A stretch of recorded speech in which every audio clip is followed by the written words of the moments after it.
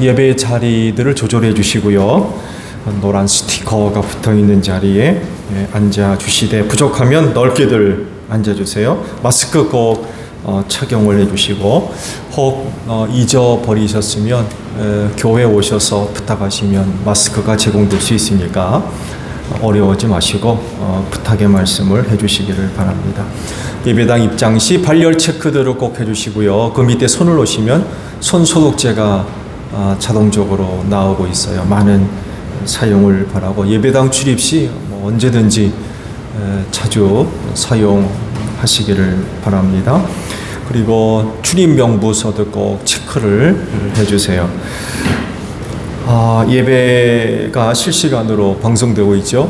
카카오톡과 유튜브를 통해서 방송이 되고 있습니다. 유튜브는 영상이 저장이 되고 있고, 또 일부는 교회 홈페이지에 올라가고 있습니다. 많은 활용을 바랍니다. 지방의 강구는요, 목사 성가단 수련회가 월요일로 해서 화요일까지 갖게 됐습니다. 기도 부탁을 드립니다. 자, 옆에 있는 분들과 인사합시다. 주 이름으로 사랑합니다. 은혜 많이 받읍시다. 네, 자, 우리 다 함께 경배 찬양 부르며 아버지 앞에 나아갑니다.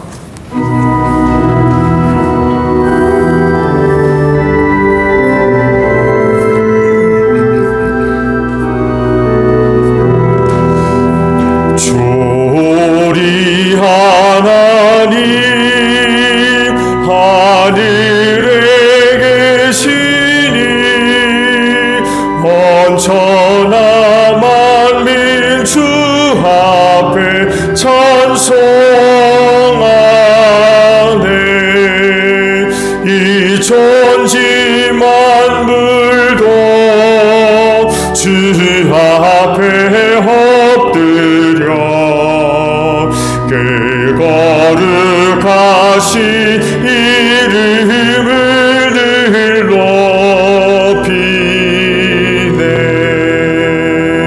아멘.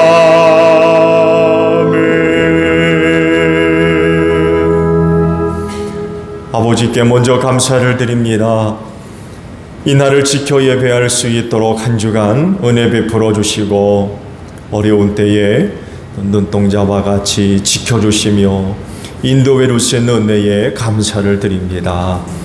그 은혜를 힘입고 이 날을 지켜 하나님 아버지 앞에 예배하오니, 오늘도 저희가 드리는 예배를 기쁘게 받아 주시옵소서. 오늘도 신령과 진정으로 예배할 수 있는 저희 모두가 되어지게 하옵시며, 순서마다 힘을 기울이고 뜻을 다하여 하나님을 예배할 수 있는 저희 모두가 되어지게 하시고, 이 날에 주시는 은혜로 인하여 우리의 감사와 기쁨과 평안함을 회복할 수 있는 복된 주일이 되어지게 하옵소서. 오늘도 우리 예배를 통하여 하늘에 계신 아버지 홀로 영광을 받아 주시옵소서. 존귀하신 예수님의 이름으로 기원하옵나이다. 아멘. 회개 기도합니다.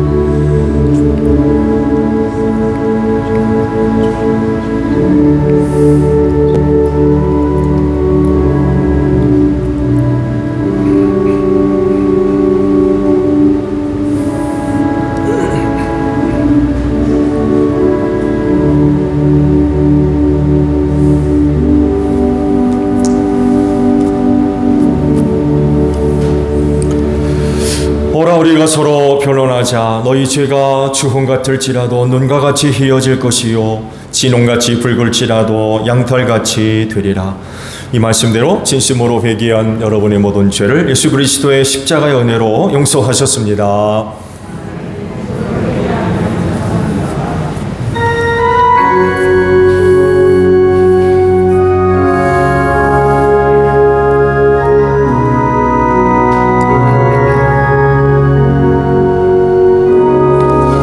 보혈을 지나 하나님 품으로 보혈을 지나 아버지 품으로 보혈을 지나 하나님 품으로 한 걸음씩 나가네.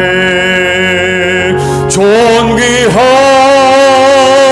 주 보혈이 내 영을 새롭게 하시네. 존귀한 주 보혈이 내 영을 새롭게 하네.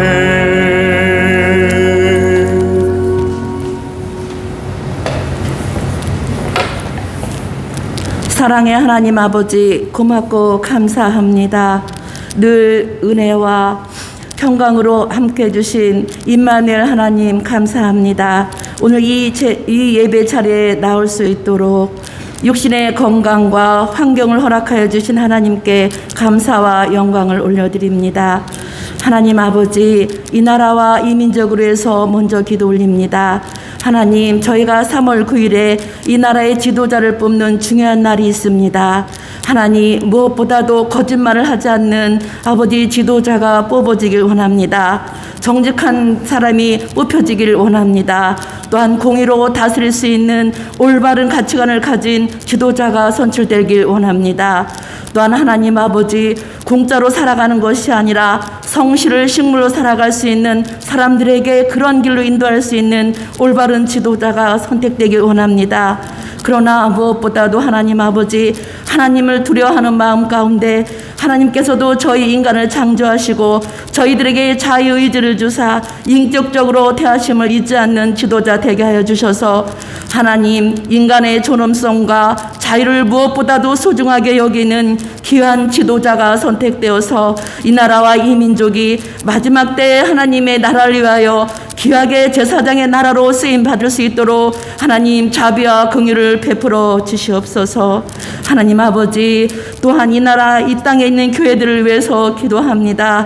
하나님, 60년대 70년대 저희들이 잠자고 있던 영혼을 깨워주셔서 대부흥을 일으켰던 그때처럼 하나님 아버지, 영적으로 대각성운동이 일어나게 하여 주시고 회개의 운동을 일어나게 하여 주셔서 다시금 그 영광을 맛볼 수 있도록, 다시금 이 나라 이 땅에 이 교회에 부흥의 역사가 일어날 수 있도록 성령님 강하게 역사하여 주시옵소서. 하나님, 이 시간 또 저희 성도들 기도합니다.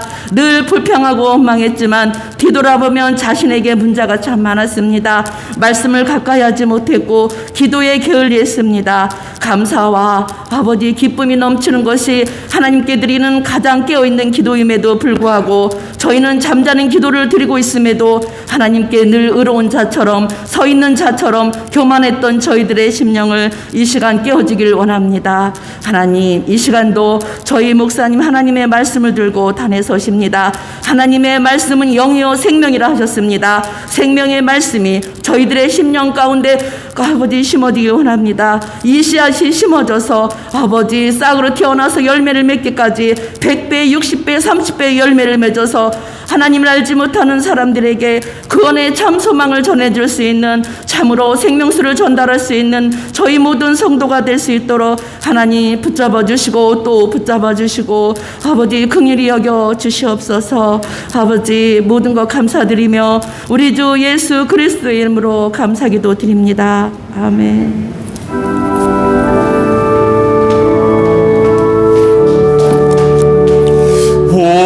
우리 기도를 들어주시고 주님의 평화를 내려주소서.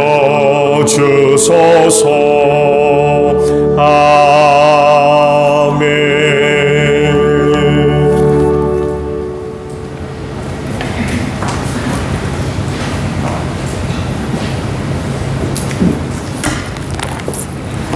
주연절 후 6번째 주일 성서 독서 읽겠습니다. 제1독서 예레미야서 17장 5절에서 10절 말씀입니다.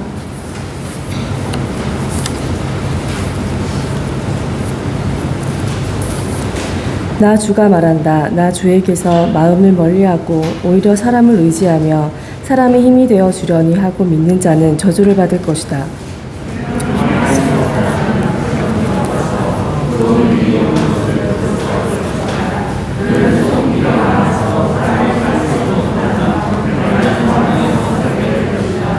그러나 주님을 믿고 의지하는 사람은 복을 받을 것이다.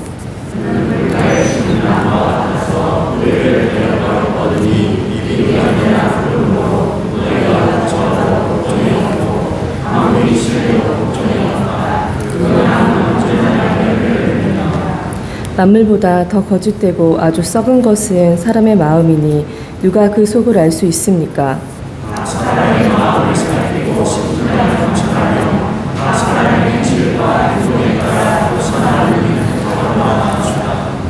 제2독서 고린도전서 15장 12절에서 20절 말씀입니다.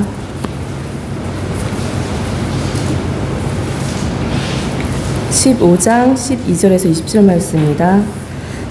그리스도께서 죽은 사람 가운데서 살아나셨다고 우리가 전파하는데 어찌하여 여러분 가운데 더러는 죽은 사람의 부활이 없다고 말합니까?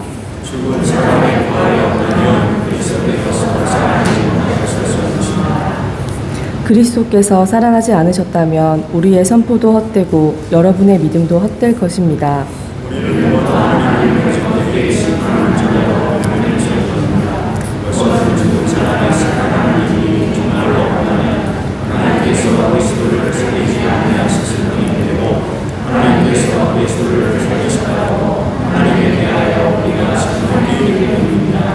죽은 사람들이 살아나는 일이 없다면 그리스도께서 살아나신 일도 없었을 것입니다.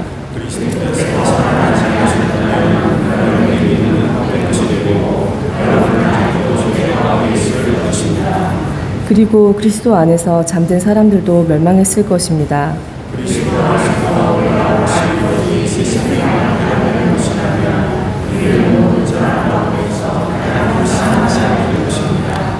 함께 읽으시겠습니다. 그러나 이제 그리스도께서는 죽은 사람들 가운데서 살아나셔서 잠든 사람들의 첫 열매가 되셨습니다. 이는 살아계신 하나님의 말씀입니다. 아멘.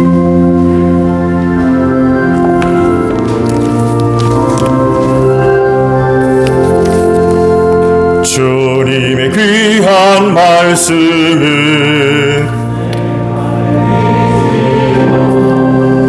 멍마른 사막길에서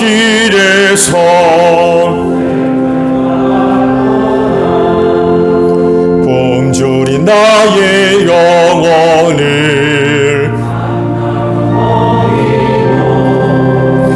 내 갈 길 밝게 비추니 그 말씀 귀하다.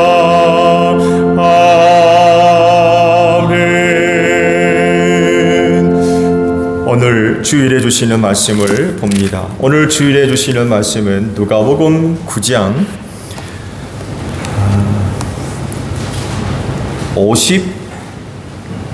57절에서 마지막 절까지 있는 말씀을 봅니다.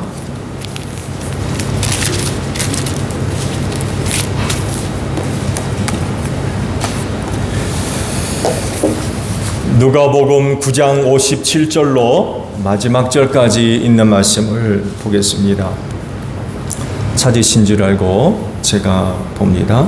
그들이 길을 가고 있는데 어떤 사람이 예수께 말하였다.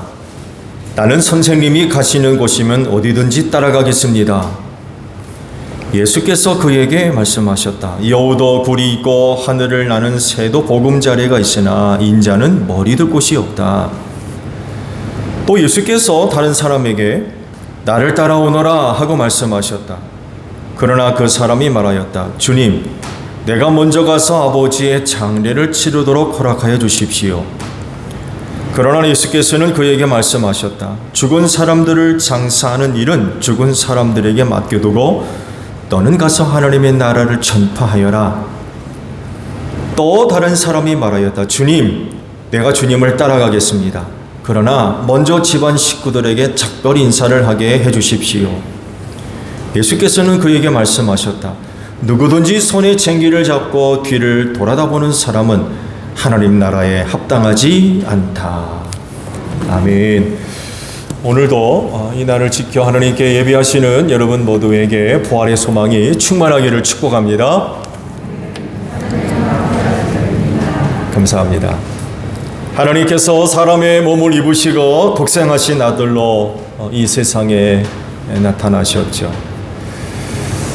그리고 죄인을 대신해서 십자가에서 별세하셨습니다. 이렇게 하신 이유는 세상에 있는 모든 죄인들을 죄와 사망에서 구원하기 위함이었지요. 그런데 이렇게 오신 예수님은요, 그분이 가야 할 길을 홀로 가지 않으셨습니다. 사도라 불리우는 12 제자를 불러가지고 그 길을 함께 가셨어요. 물론 십자가는 홀로 지셨죠. 그러나 세상 구원하는 일, 즉 전도하는 일을 위해서 12명의 사도들과 함께 그 길을 같이 가셨습니다. 12명의 사도들을 부르셨을 때에 그들이 보인 태도를 보게 되면 즉시 그 자리에서 결단을 내렸죠. 대표적인 예를 들면 갈릴리 호숫가에서 그물을 싣고 있던 베드로와 또 안드레와 야고보와 요한을 좋은 예로 들 수가 있는데, 그들에게 말씀하시기를 나를 따라오너라, 내가 너희를 사람 낚는 어부 되게 하겠다라고 말씀을 하셨을 때에 그들은 그 모든 것을 버려두고 즉시 주님을 따라 나섰다고 말씀을 하고 있습니다. 이렇게 주님은 자기 길을 가시면서 여러 사람들을 초청을 하셨고, 그리고 그들과 함께 그 길을 가셨습니다. 근데 그 길은 쉬운 길이 아니었죠. 왜냐하면 여러 가지 많은 시험이 있었고 또 유혹을 받았기 때문에 그렇습니다. 그리고 내부적인 위험도 있었죠. 같은 길을 가고 있었지만 주님이 목적하시는 것과 제자들이 목적하는 게 달랐어요. 주님은 분명히 내가 너희를 사람 낚는 어부 만들겠다, 나를 따라오너라 그러고 부르셨는데, 막상 주님과 함께 그 길을 가는 제자들의 마음은 다른 데 있었어요. 딴 마음을 품고 있었다는 거죠. 대표적인 예가 베드로의 신앙 고백 뒤에 나타난 그 사건입니다. 예루살렘에 올라가서 사람들 손에 붙들리고 고난당하고 죽을 것이며 사흘 만에 부활할 거다라는 말씀을 하셨을 때, 이때 베드로가 뭐라고 합니까? 주님, 절대로 안 됩니다. 이런 일이 일어나서는 절대로 안 된다고 예수님을 따로 붙들고 대들었다고 말씀하셨어요. 베드로의 이런 태도가 이야기하는 게 뭐예요? 주님이 계속 그 길을 가면 우리 못 갑니다. 그런 얘기예요. 주님이 그 길을 계속 가신다고 그러면 못 갑니다. 주님의 그와 같은 뜻 찬성하지 않습니다. 반대합니다.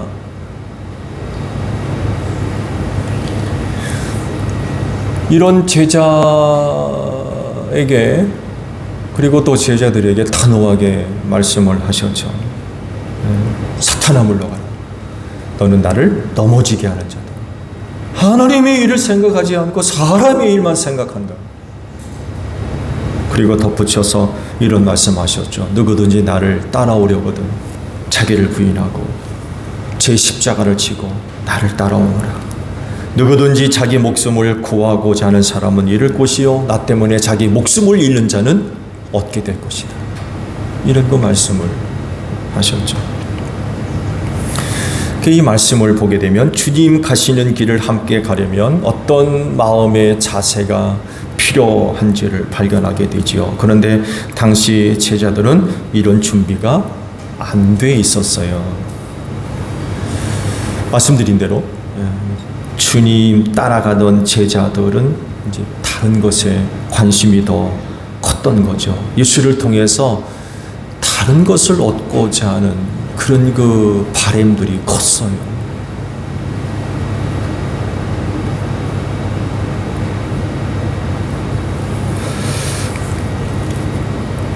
결국 사건이 터지죠. 예수께서 붙들렸을 때 다 도망가 버렸습니다. 예수님 주변에 한 사람도 남아있지 않고 다 도망가 버렸어요. 오늘 여러분도 주님의 부름을 받아서 그분의 길을 따라가고 있습니다. 끝까지 가실 수 있으세요? 오늘 주일에 주신 말씀을 보게 되면 주의를 끄는 말씀이 눈에 들어와요. 그 말씀은 57절 상반절에 있는 말씀인데 그들이 길을 가고 있는데 라는 그런 그 말씀을 하십니다. 당시 그들이 가고 있는 길은 어떤 길이었을까요? 누가가 예수님의 삶을 두고 이야기할 때에 이런 표현을 아주 자주 씁니다. 예루살렘을 향해 가시더라. 누가복음에만 나오는 그런 표현이에요. 우리가 여러분이 지금 누가복음에 있는 큐티를 하고 계실 텐데 아마 자주 이런 표현들을 발견할 수 있을 겁니다. 예수님의 행적에 관해서 기록할 때에 예루살렘을 향해 가시더라. 이런 그 표현들이 자주 하고 있습니다. 그러니까 그들이 가고 있던 길은 바로 예루살렘을 향해 가고 있었다는 그 길이었죠. 거기 무엇이 있길래 그 길을 따라가고 있던 걸까요? 당시 사람들 눈에 비춰진 예루살렘은요, 성전이 세워져 있는 거룩한 도성, 이렇게 보고 있었을까요? 물론 그렇게 보는 사람들도 있었을 겁니다. 그렇지만 이건 순진한 생각이고 당시 실제적으로 예루살렘은 그런 곳이 아니었어요. 그곳은 이미 로마 제국의 강력한 정치 세력들이 자리 잡고 있는 그런 곳이었고요. 이런 권력에 들러붙어서 기득권을 얻고 또 그것을 유지하고 또 지키려고 하는 사람들 세상이었습니다. 헬레니즘 문화라고 하는 이방 문화에 물들어가던 그런 곳이었어요. 세상에서 가장 거룩한 곳이라 불리던 성전도 이미 오래전에 거룩함을 상실해버렸어요. 그래서 성전 청결 사건이 일어난 것 아닙니까? 그것을 향해서 주님이 뭐라 하십니까? 강도의 소굴이 됐다라고 그랬어요. 그러니까 하나님의 거룩한 성전이 세워져 있는 곳, 이건 순진한 생각이지 실제적으로 예루살렘은 그런 곳이 아니었어요. 완전히 변질되어 있는 그런 곳이었죠. 지난번에도 말씀을 드렸습니다만 가난한 사람들은요 성전을 출입할 수가 없었어요.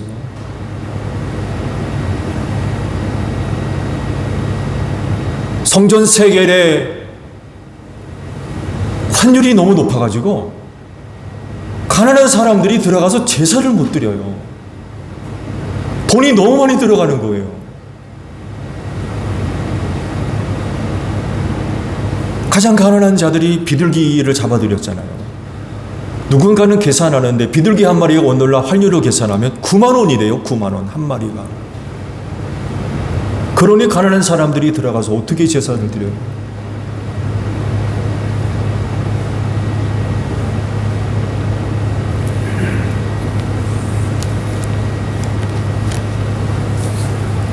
예루살렘의 변질을 뒷받침하는 사건 하나가 성경에 감추어져 있어요. 그것은 예수님이 베들레헴에서 출생하셨을 때에 예루살렘이 보여준 모습입니다. 소동을 했을 정도로 큰 반응이 있었지만요, 베들레헴에 단 한 사람도 나타나지 않았습니다. 예루살렘에서. 한 사람도 나타나지 않았어요.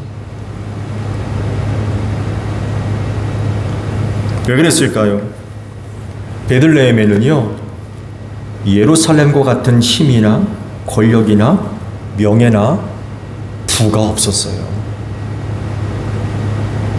베들레헴에 내려갔을 때에 자기를 책임져 줄 수 있는, 자기가 기댈 수 있는 어떤 힘도 거기는 없었던 거예요.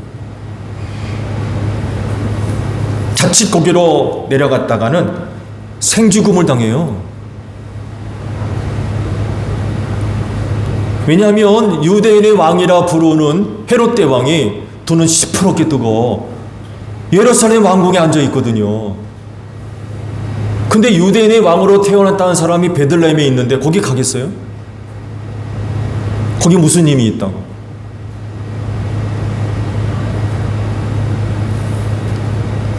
이런 상황에서 권력에 접붙어서 아부하던 사람들이 베들레헴에 온다는 것은 꿈도 꿀 수 없는 상황입니다.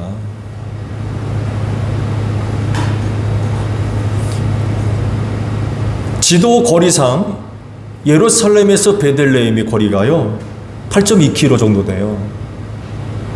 2시간 정도면은 갈 수 있는 거리입니다. 넉넉자가. 이 거리인데도 예루살렘 사람 가운데 한 사람도 베들레헴에 나타나지 않습니다. 갈 수가 없었고 가지 않았던 거예요. 유대인의 왕으로 메시아가 태어났다고 하는데도 한 사람도 움직이지 않았습니다. 이런 것들을 볼 때 당시 예루살렘에 있는 사람들이 어떤 사람들이고 무엇에 관심을 기울이고 있었는지를 알 수가 있죠. 즉 권력과 명예와 부를 얻기 위해서 치열하게 싸우고 온갖 음모와 술수가 가득한 곳이 예루살렘이었어요. 입만 메시아였지 그들의 마음에는 메시아가 없는 거예요. 권력만 있고 힘만 보이고 명예만 보이고 돈만 보이는 거예요. 이런 곳이 예루살렘이었습니다. 변질된 거죠. 예루살렘이 변질돼 버렸어요. 거룩한 도성? 이건 순진한 생각이고요. 실제적인 생각은 이것과는 너무나도 거리가 먼 그런 곳이 예루살렘이었습니다. 근데 예루살렘 이런 곳으로 예수께서 지금 가고 있는 거예요. 이런 곳으로.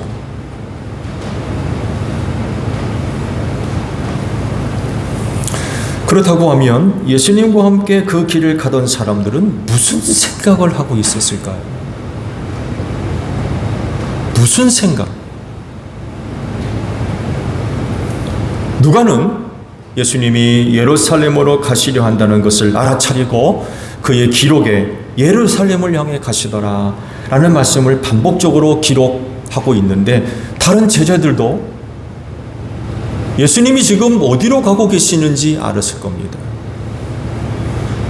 그랬을 때에 그들이 바라보고 있는 예루살렘, 그들은 그곳에서 뭘 생각하고 있었을까요? 뭘 얻으려고? 그 단적인 예를 보여주는 것이 바로 베드로의 항명 사건이에요. 예수님의 목적과 제자들의 목적이 다른 거예요. 같은 길을 가고 있는데 서로가 달라요, 지금.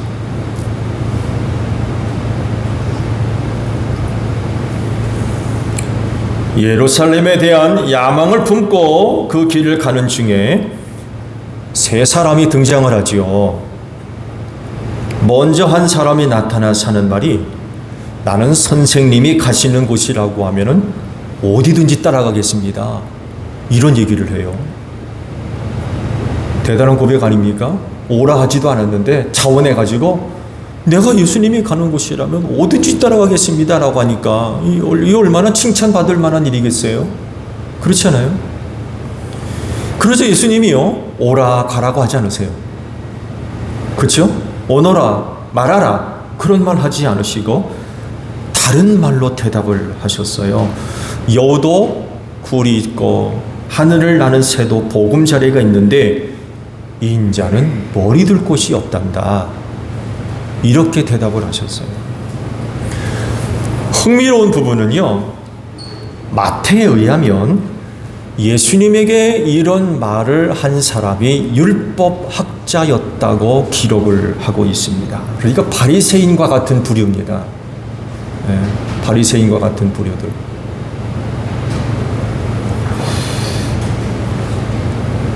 그가 왜 그런 말을 했을까요?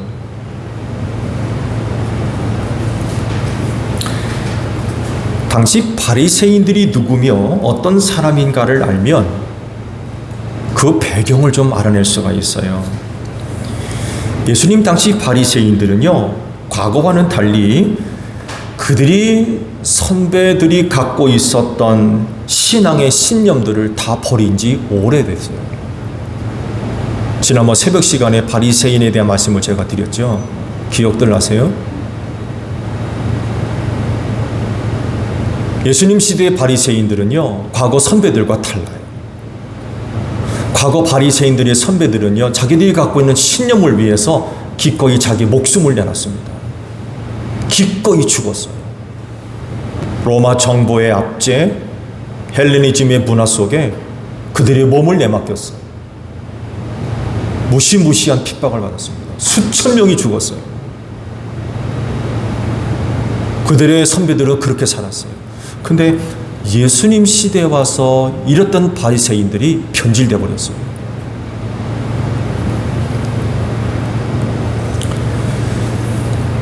지극히 정치적인 의도에 의해서 산헤드린 공의회가 만들어졌죠. 70명이 이제 구성원이 된 산헤드린 공의회가 이제 만들어지게 됐습니다. 그러면서 그 정치 집단의 사두개인들과 바리새인들이 70명을 구성을 해가지고 유대를 통솔하게 했지요. 말씀드린 대로 이건 정치적인 의도에 의해서 만들어진 겁니다. 둘 사이의 관계들을 좀 조정해서 유대를 좀 안정시킬 방법이 없을까 해가지고 만들어낸 게 산헤드린 공의회예요. 정치적인 의도에 의해서. 여기에 이제 사두개인들과 바리새인들이 들어가서 70명을 구성해서 유대를 통솔하는 이런 그 역할을 감당하고 있었죠. 역사적으로 사두개인들과 바리새인 사이는요, 관계가 좋지 않았어요. 늘 싸웠습니다. 추구하는 것도 달랐고요. 정치적 기득권을 얻기 위해서 과거로부터 아주 치열하게 싸웠습니다. 하승원 왕가 때부터 종교가 정치에 영향을 이제 받게 되며 좌우되게 됐죠. 그래서 왕이 누가 되느냐에 따라서 한편은 한때는 그 사두개인들이 중용이 돼서 사용되다가 또 다른 왕이 또 올라가면 바리새인이 또 중용이 되고 이런 정치적인 영향을 받다 보니까 이 둘 사이에 아주 관계가 너무나도 안 좋고 늘 다툼이 벌어지게 됐죠. 그리고 이 둘 사이의 문제를 해결하기 위해서 외세의 힘을 의지하게 됐는데 그게 바로 로마였어요. 로마의 힘을 빌어서 둘의 관계를 좀 해결해 보려고 했다가 그만 더 큰 화를 당했죠. 오히려 로마에 의해서 유대가 정복당하는 이런 일을 겪고 말았죠. 산헤드린 공의회라고 하는 정치 집단이 만들어지자 그 안으로 들어가서 로마 제국의 힘에 빌붙어 가지고 종교적인 권력을 얻고 종교적 기득권을 유지하고 지키고 얻기 위해서 사두개인이나 바리새인이 할 것 없이 아주 발버둥을 치고 있었어요. 정치의 힘의 맛을 알고 보니까 이건 포기할 수가 없는 거예요.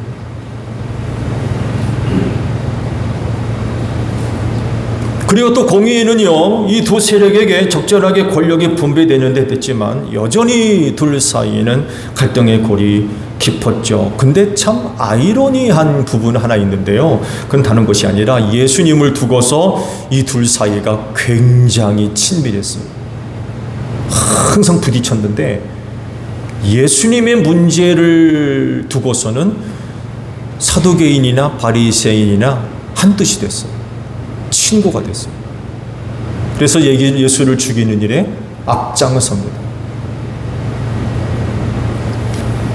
왜냐하면 자기들이 갖고 있는 기득권에 심각한 위협을 주는 세력으로 봤기 때문에 그래요.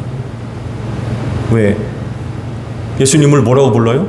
유대인의 왕으로 부르거든요. 근데 저들에게는 유대인의 왕이 있거든요. 누구에게 들러붙어야 저들이 갖고 있는 종교적인 기득권을 유지할 수 있겠어요? 유대인의 왕이라 부르는 예수를 그냥 뒀다간 자기들의 밥그릇이 떨어질 판에 어려움을 겪고, 그러니까 쳐내는 거예요. 예수 쪽을 쳐내는 거예요. 그래야 자기들이 안전하니까 힘을 더 유지할 수 있고.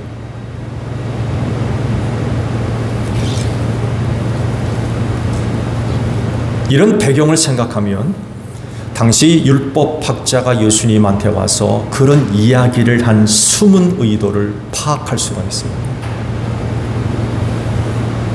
율법학자에게 있어서 예루살렘은 정치적이고 종교적으로 힘이 있는 곳이에요. 파워가 있는 곳입니다. 이곳에서 예수님을 통해서 얻어내려고 했던 것이 있었던 거죠.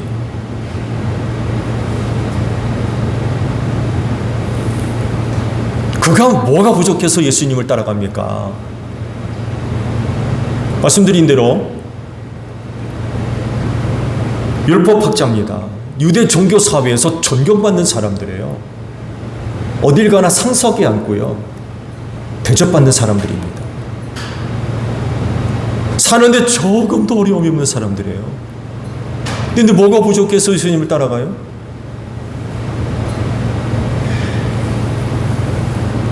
주님을 따라 나서겠다고 한 것은 또 다른 의도가 그에 있었던 거죠. 아주 야무진 야망을 갖고 있었던 것 같아요.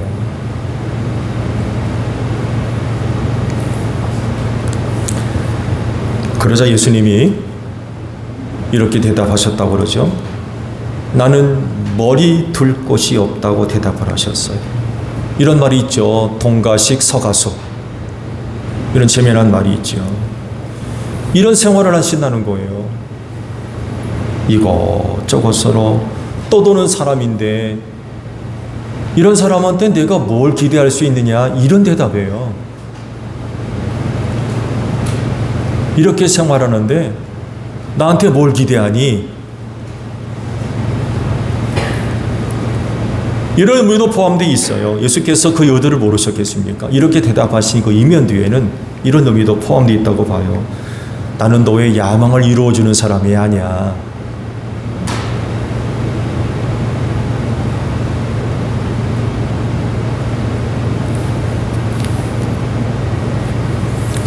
이 대답을 들은 율법학자는 이후 어떤 결정을 내렸을까요? 따라왔겠습니까? 떠나갔겠습니까?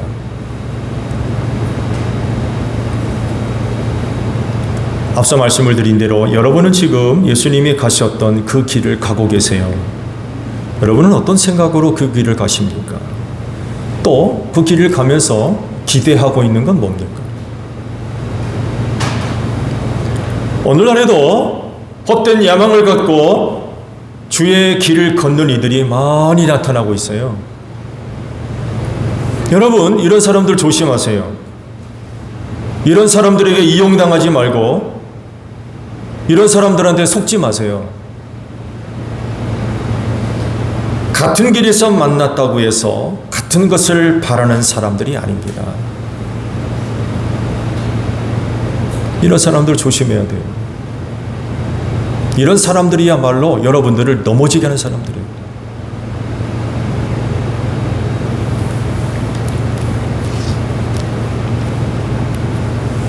여러분이 주님의 길을 가는 이유는 예루살렘에 있는 왕궁에 들어가거나 성전에 들어가서 그곳에서 권세와 영광을 얻기 위해 가는 것이 아닙니다. 오히려 여러분들은 부활하신 예수님을 뵙고 세상 속으로 나아가는 사람들이에요. 왜냐하면 세상에 사는 사람들을 구원하기 위해 여러분들이 그 길을 가고 있기 때문에 그렇습니다.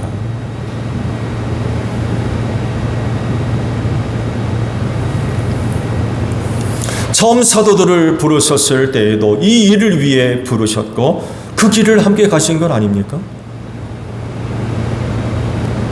그리고 여러분들도 이 길로 초대를 받아서 그 길을 지금 가고 계세요.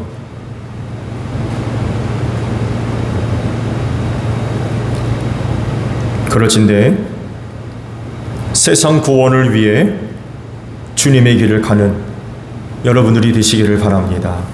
주님이 가신 길에는요, 세상 구원이라고 하는 도로 안내판만 보일 뿐입니다. 그 길에는요, 다른 거 없어요. 그 길을 가면서 권세, 명예, 부 이런 거 발견할 것 같습니까? 주님이 가신 길에는요, 도로 안내판엔 세상 구원이라고 하는 것밖에 없어요. 다른 건 발견할 수 없을 겁니다.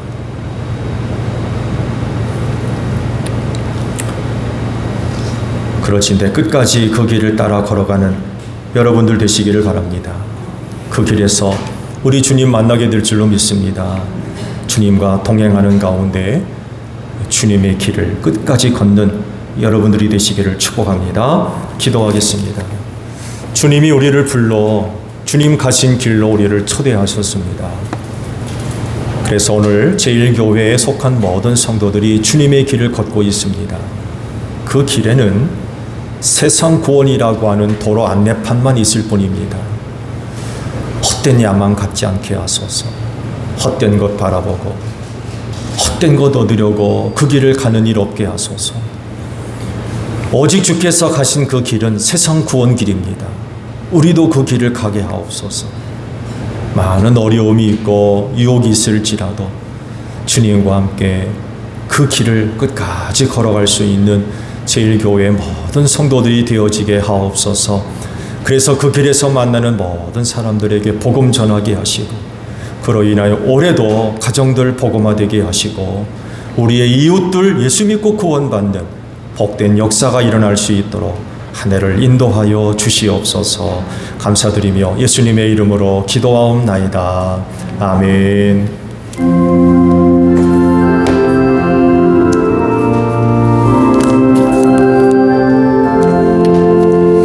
낮에는 구름 기둥과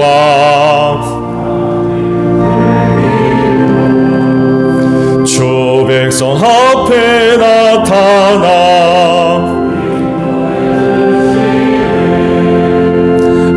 하늘의 깊은 지혜를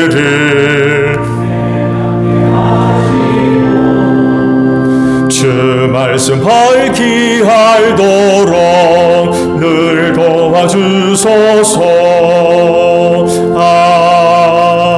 아멘.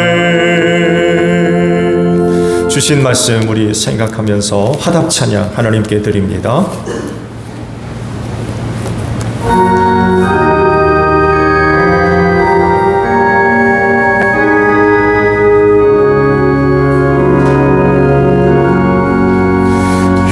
세상 끝날까지 주 성교 살리니 내 친구 되신 주여 늘 함께 하소서.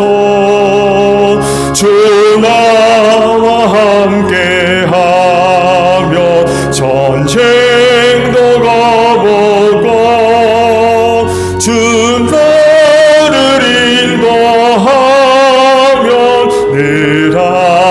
안심하리라.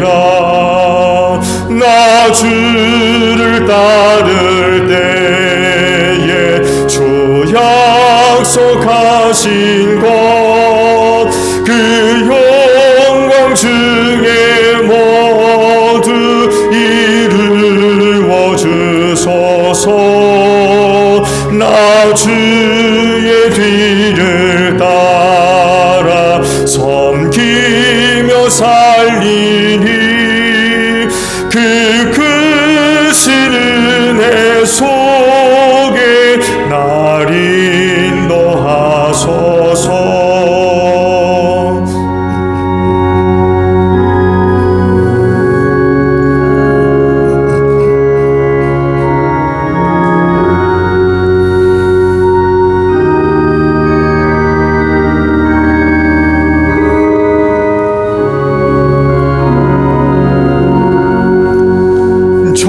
저 영광 빛난 곳을 주 허락했으니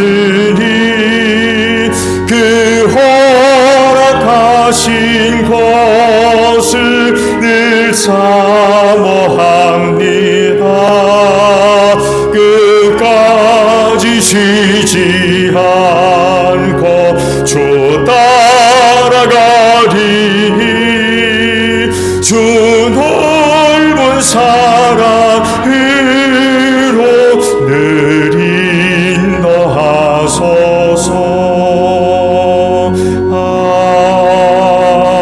아멘. 주께서 말씀하시길 내가 제단에 제물을 드리려고 하다가 내 형제나 자매가 내게 어떤 원한을 품고 있다는 생각이 나거든 너는 그 제물을 제단 앞에 놓아두고 먼저 가서 내 형제나 자매와 화해하여라. 그런 다음에 돌아와서 제물을 드려라 하셨습니다. 주님의 평화가 여러분과 함께 하시기를 축복합니다. 화해를 이룬 증거로 주변 교우들과 평화 인사를 나눕시다. 샬롬.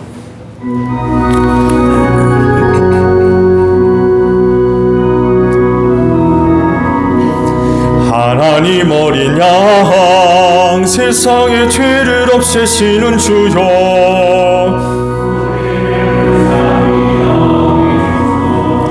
하나님 어린 양 세상의 죄를 없애시는 주여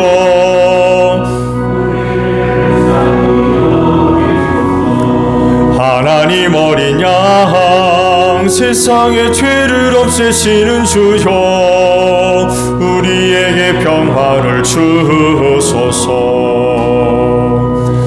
여러분 성령이 이르기를 각자 마음에 정한 대로 해야 하고 아까워하면서 내거나 마지못해 사는 일은 없어야 합니다.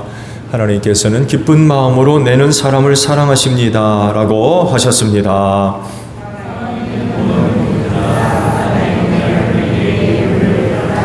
아멘.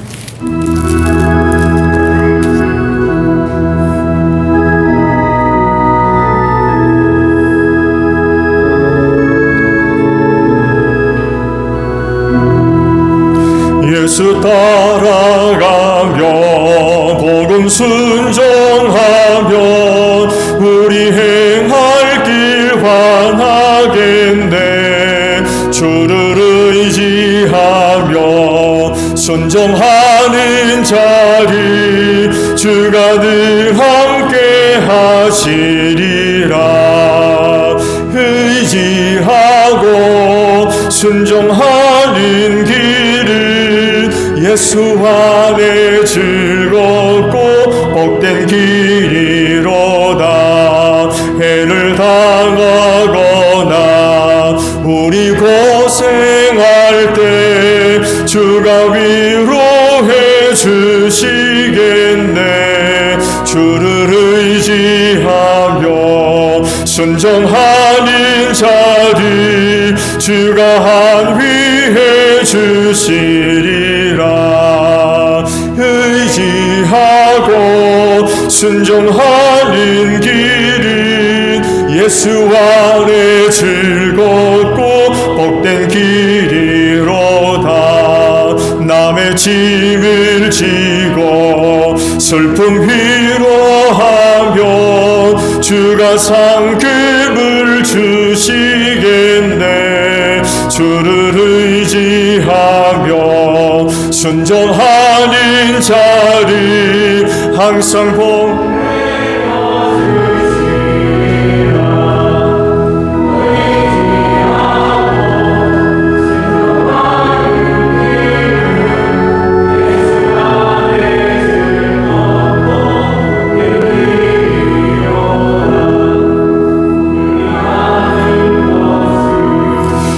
깨다 드리면 우리 기쁨이 넘치겠네.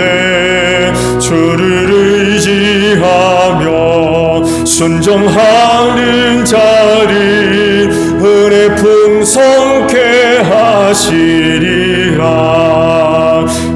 의지하고 순종하는 길은 예수 안에 즐겁고 복된 길이로다. 주를 힘입어서 말씀 잘 배우고 을을 모시고 살아가세. 주를 의지하며 항상 순종하면 주가 사랑해 주시리라.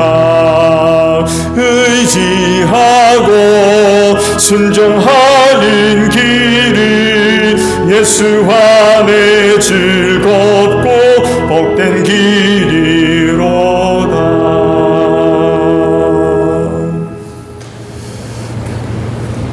귀한 주일을 맞이해서 아버지 앞에 나올 때에 빈손으로 오지 아니하도록 한 주간 은혜 베풀어 주신 하나님께 감사드립니다. 세대가 많이 힘들고 어렵지만 우리의 연약함을 아셔서 붙잡아 주시고 또 지켜주시며 보호해 주시고 인도해 주시는 은혜로 살았음을 고백합니다. 저희의 영혼이 하나님 앞에 설 때까지 한결같은 은혜로 함께 하심을 믿습니다. 어려운 때에 낙심하지 않게 하시고 그 하나님으로 인하여 희망을 갖게 하시고 용기를 갖게 하소서. 담대하게 하옵소서. 그래서 세상 이기는 자들이 되게 하옵소서.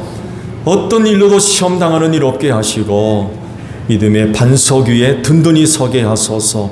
잊지 아니하시고 눈동자와 같이 지켜주시며 베풀어 주신 은혜가 큰 줄로 믿습니다. 그리하오니 우리의 믿음의 눈을 활짝 열어주셔서 언제나 우리의 삶 속에 찾아오시고 베풀어 주시는 하나님의 은혜를 알게 하옵소서.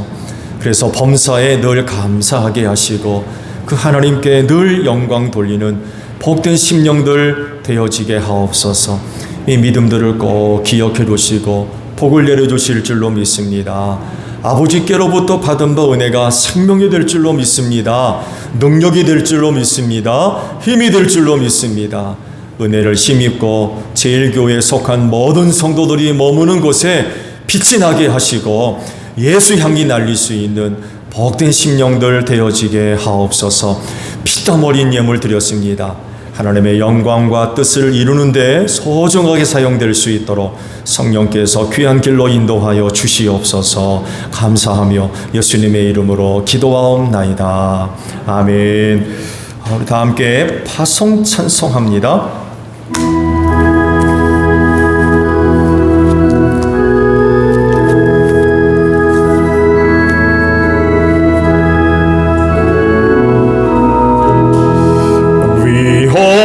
풍파가 거친하고 건너편 언덕에 이르리니 형제여 어찌 지체하나 곧 생명줄 던져서 구원하라. 생명줄 던져 물속에 빠져간다. 생명줄 던져 지금 곧 건지어라. 너희는 온 천하를 다니며 만민에게 복음을 전하라.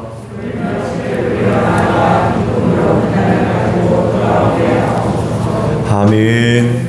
지금은 우리 주 예수 그리스도의 은혜와 하나님 아버지의 극진하신 사랑하심과 성령님의 교통하심이 주의를 지켜 아버지 앞에 예배하는 심령들 위해 영원히 함께 하시기를 축원하옵나이다.